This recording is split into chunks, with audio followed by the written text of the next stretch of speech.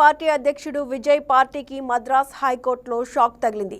కరూర్ తొక్కిసలాట ఘటనపై సిబిఐ దర్యాప్తు కోరుతూ విజయ్ పార్టీ వేసిన పిటిషన్ను మద్రాస్ హైకోర్టు మదురై బెంచ్ తోసిపుచ్చింది. అంతేకాదు విజయ్ పిటిషన్కు సంబంధించి విచారణ జరిపిన మదురై బెంచ్ ధర్మాసనం విజయ్ పార్టీపై ఆగ్రహం వ్యక్తం చేసింది. కరూర్ ఘటనపై పోలీసుల దర్యాప్తు ఇంకా ప్రారంభ దశలోనే ఉన్న విషయాన్ని గుర్తు చేసింది.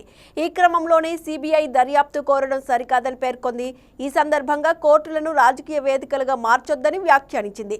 సిబిఐ దర్యాప్తు కోరుతూ బీజేపీ న్యాయవాది జిఎస్ మణి దాఖలు చేసిన పిటిషన్ను కూడా కొట్టివేసింది. ఇక విచారణ సందర్భంగా రాజకీయ పార్టీలకు హైకోర్టు మదురై బెంచ్ కీలక సూచనలు చేసింది. భవిష్యత్తులో నిర్వహించే బహిరంగ సభలు సమావేశాల్లో త్రాగునీరు, పారిశుద్ధ్య సౌకర్యాలు, అంబులెన్స్ సేవలు, నిష్క్రమణ మార్గాలు వంటి ప్రాథమిక సౌకర్యాలు కల్పించాలని పేర్కొంది. ప్రజల ప్రాణాల రక్షణకే తొలి ప్రాధాన్యం ఇవ్వాలని వెల్లడించింది. ఈ క్రమంలో ప్రామాణిక నిర్వహణ విధాన నిబంధనలు రూపొందించే వరకు హైవేలపై ఏ రాజకీయ పార్టీ సభలకు పోలీసులు అనుమతివ్వరని తమిళనాడు ప్రభుత్వం కోర్టుకు తెలిపింది. మరోవైపు ముందస్తు బెయిల్ కోరుతూ టీవీకే నామక్కల్ జిల్లా కార్యదర్శి సతీష్ కుమార్ దాఖలు చేసిన పిటిషన్ను కోర్టు కొట్టివేసింది.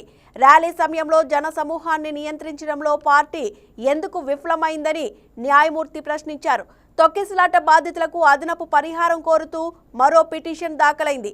దీనిపై స్పందన కోరుతూ రాష్ట్ర ప్రభుత్వానికి నోటీసులు జారీ చేసింది.